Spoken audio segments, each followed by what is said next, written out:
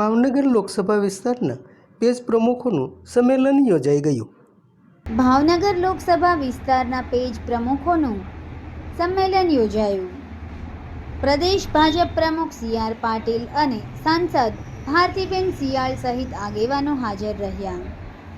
તારીખ 14 એપ્રિલના રોજ ભાવનગર શહેર ખાતે ભાવનગર લોકસભા વિસ્તારના ભાજપ બૂથ પ્રમુખોનું વિશાળ સંમેલન યોજાયું હતું.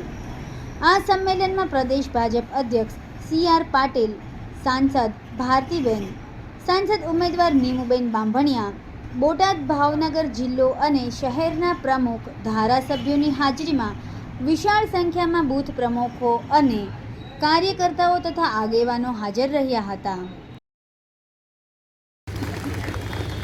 બૂથ પ્રમુખો કેટલા આવ્યા છે? સામાન્ય રીતે આપણે જનરલાઇઝ કરી દેતા હોઈએ છીએ, પણ કોણ આવ્યું અને કોણ નથી આવ્યું અથવા તો 100% આવશે એની ગેરંટી હોય તો જ આવી અલગ અલગ બેસવાની વ્યવસ્થા કરે ને આજે ફૂલ થઈ જાય આખો હાજરી આજે ભાવનગર છે.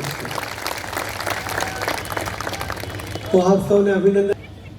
ત્રીજા નંબરે આવશે. મેં કીધું પહેલો નંબર જ આવે, મારો તો પછી જ આવે.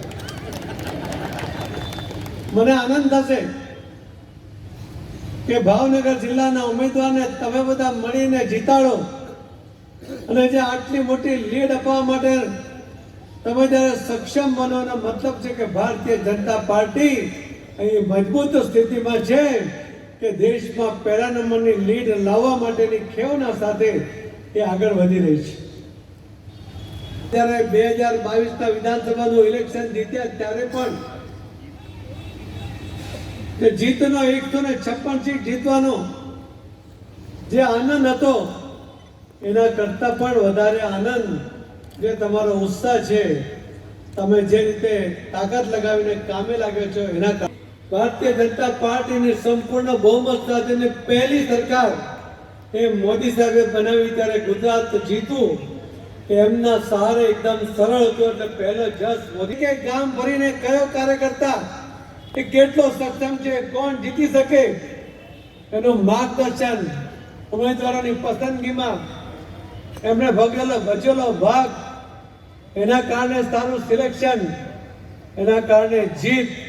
એટલે નાના મોટા ગમા અણગમા હોઈ શકે પણ એ ભૂલીને પણ એમણે મોદી સાહેબને વોટ આપવો. જય જય શ્રી રામ.